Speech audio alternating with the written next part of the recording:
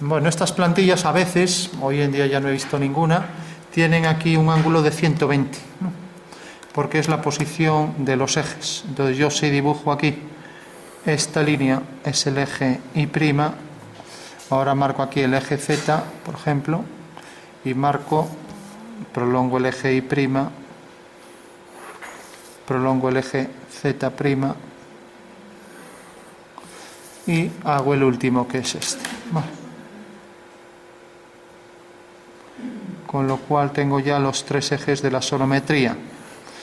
Son en realidad las alturas de un triángulo equilátero. Podéis hacer, si queréis, el equilátero, o si preferís, pues coger el transportador de ángulos, coger 120 grados. Vale. Y ahora fijaros que esta elipse me proporciona lo siguiente. Si yo quiero hacer, por ejemplo, un cilindro que sigue la dirección del eje Y', podría coger este, por ejemplo, voy a hacer este, voy a coger este de aquí. Fijaros que me marca la posición del eje y me marca también la posición de este eje. Incluso lo puedo centrar aquí. Para ello prolongo esto y ya tengo ahí la colocación de la elipse. ¿Vale? Fijaros que coinciden todos los ejes, ¿no? Tenemos el eje vertical, el eje X', el eje Y', ¿no? El eje mayor de la elipse, que es este, y que coincide, es perpendicular al eje Y', ¿vale? Con lo cual ya tendría ahí colocado perfectamente esa circunferencia en un plano. O sea que cualquier circunferencia que esté en cualquiera de los tres planos, o sea paralela, pues va a ser una circunferencia que me define ya la posición del cilindro. Por ejemplo, ahora desplazo según este eje menor y ya tengo ahí el cilindro al completo, ¿vale? Lo veis, ¿no? Lo hago un poco por detrás y lógicamente esta tangente seguirá la dirección de Y', y ya tengo el cilindro en perspectiva, ¿no? Lo mismo esta tangente paralela a Y'. Bueno, pues esto, hacerlo a mano sería algo complicado, ¿no? En cambio, la regla nos otorga pues esto, ¿no? Si quiero hacer una circunferencia en este plano, pues cogeré la circunferencia que tenga el eje vertical, el eje menor de la elipse, y la tengo apoyada en este plano, por ejemplo, ¿no? Lo veis, ¿no? Y si quiero hacerla en este plano de aquí, imaginaros, en este plano vertical, pues bueno, es la que tengo aquí. Y si quiero hacerla en este plano, cojo aquí el eje Z, sería esta elipse, por ejemplo. Como veis, tengo el eje Z aquí y tengo este eje paralelo al eje Y. ¿Vale? Son los dos conjugados. Luego tengo este eje y tengo este. ¿Vale? Bueno, como veis, me facilita mucho las cosas. Ahora de repente hay un prisma que se enlaza aquí a partir de cierta altura. Entonces hemos cogido esta elipse, está perfectamente centrada en el origen de coordenadas, ¿no? Entonces lo que hago es una cuerda de esta elipse, ¿vale? Entonces una cuerda, por ejemplo, una paralela a cierta altura, la voy a poner más alta para que se vea mucho mayor grosor, ¿no? Y se distinga bien las vistas. Entonces, fijaros, cojo esta cuerda, ¿no? Bueno, pues esta cuerda es tal que corta en este punto y en este. Si trazo líneas en vertical, pues aquí abajo me dará exactamente una medida igual, con lo cual tendré la cuerda abajo, ¿no? Entonces cojo con el compás esta misma medida, para ser más preciso. A ver, esta medida, y la coloco aquí. Ya puedo trazar entonces una paralela a ella. Entonces son las dos equidistantes respecto a este eje. Dejan medidas iguales. A ver, aquí la tenemos, ¿vale? Bueno, pues ya tengo, de aquí va a salir el prisma de esas dos líneas, ¿vale? Una vez que tengo esto, pues lo que necesito es hacer aquí una paralela. Para ello voy a coger mejor esta. Tendría que desplazar las reglas.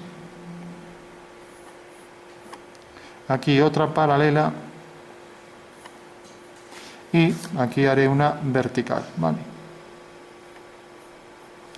Bueno, hago lo mismo de este lado, hago una paralela al eje Y', otra paralela por aquí detrás, saldrá un cuadrilátero igual que este. Y aquí sigo la dirección del eje X',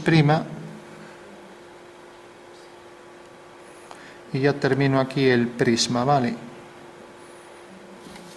Pero aquí voy a enlazar una forma también cilíndrica, como veis, ¿no?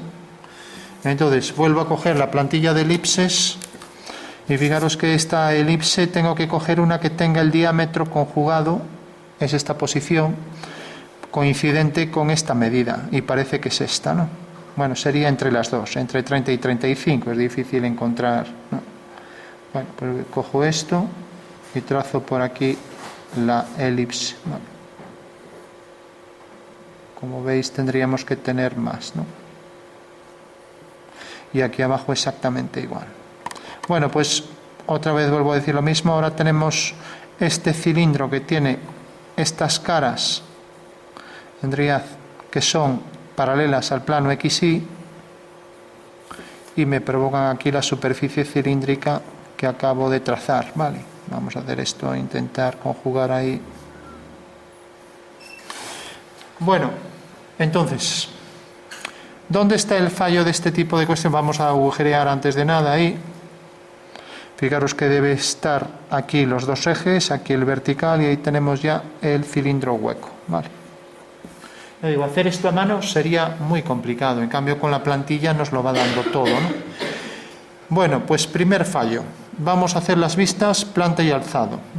Entonces, si os fijáis, la planta podría ser una circunferencia, una semicircunferencia, de ahí sale una línea recta. Vale.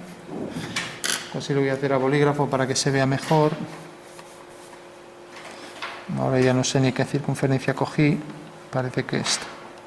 Bueno, pues decía la semicircunferencia, ¿no? Ahora tenemos la línea recta y tenemos aquí el cilindro, ¿no? Y tenemos el hueco circular concéntrico con este. Bueno, ¿todo el mundo está de acuerdo en que esto es la planta? Al margen de las medidas, claro. Bueno, pues aquí está el fallo, esta no es la planta. Esto no tiene nada que ver con esto y vamos a ver por qué. Fijaros en la figura. La figura sale de este punto y por aquí viene una línea recta, ¿no? La vamos a marcar a tinta para que se vea. Lo mismo aquí. Y ahora aquí pues es una semicircunferencia, aquí la tangente, tenemos el cilindro. Fijaros que esto es curvo. ¿Y está representado esto aquí? No. ¿Vale? Entonces, si es curvo, necesariamente esta misma curvatura tendrá que tenerla todo por aquí. ¿Lo entendéis, no? Con lo cual ya no me vale representar esto con una línea recta. ¿De acuerdo? O sea que si esto también es cilíndrico, todo con la misma curvatura elíptica, en perspectiva, lógicamente es un arco circular, y aquí hace un arco, pues bueno, podría pasar de arco a recto. ¿Pero qué pasaría entonces? Pasaría esto. Tendríamos el trozo de superficie cilíndrica y ahora pasaría a recto. Y entonces aquí tendría que haber una línea de intersección entre la superficie cilíndrica y la superficie y el fragmento aquí lateral del cilindro, ¿no? Entonces, una solución para que no haya esta línea, porque no la hay, sería pues aquí ir marcando, por ejemplo, en esta línea otro arco, ir haciendo arcos por aquí, de manera que esto también tuviera curvatura.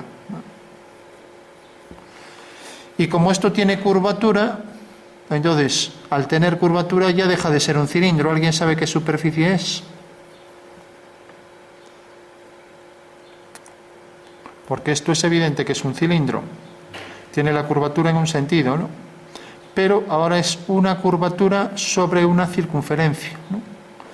Con lo cual tendríamos algo así. Fijaros que esto, por ejemplo, gira. ¿Y qué superficie era esta?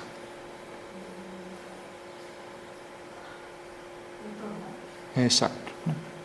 O sea que ahí tendríamos ya una superficie de tipo tórica, ¿no? ¿Lo veis, no? Porque en realidad aquí tenemos una circunferencia y al ir poniendo arcos sobre esa circunferencia, aquí pues tendríamos un fragmento de donuts, por así decirlo, ¿no? Para que se entienda, ¿vale? Con lo cual lo que aquí eran trozos de cilindro, un trozo de cilindro que venía todo por aquí, ahora pasa a ser aquí, a partir de aquí, y de forma radial respecto a este centro tenemos estos arcos, ¿vale? Con lo cual aquí hay un abombamiento de la pieza, ¿vale? Bueno, pues exige que si esto tuviera continuidad y no hay líneas, pues ahora esto ya varía. Entonces podemos hacer la circunferencia y ahora lo vamos a hacer ya bien. Entonces tenemos la semicircunferencia, la línea recta. Y ahora tenemos aquí, si os fijáis esto, tenemos la línea que corresponde al cilindro. Entonces aquí habrá una línea concéntrica de mayor grosor, por aquí. Entonces esa línea viene por aquí también en horizontal y es tangente aquí a la superficie cilíndrica, ¿no? Con lo cual la superficie cilíndrica termina aquí. Y ahora tenemos la otra circunferencia aquí, concéntrica también con la anterior, y esta sería la verdadera representación de la pieza en planta, ¿vale? ¿Por qué? Porque este arco, aquí hemos llegado hasta un punto, pero luego continúa hacia abajo, ¿vale? Lo veis, ¿no? Con lo cual esta sería la planta y el alzado, vamos a representarlo aquí, y ya terminamos en 3 minutos. Entonces venimos por aquí, hacemos el grosor de la pieza. El grosor habría que ser estricto porque dependiendo de la entrada a esto, pero bueno, por rapidez ya lo voy a hacer así sin calcular. Aquí tenemos el arco que va a corresponder a la superficie tórica. Aquí tendremos la superficie cilíndrica con el mismo tamaño tanto arriba como abajo, ¿no? O sea que habría que coger esto y centrarlo aquí.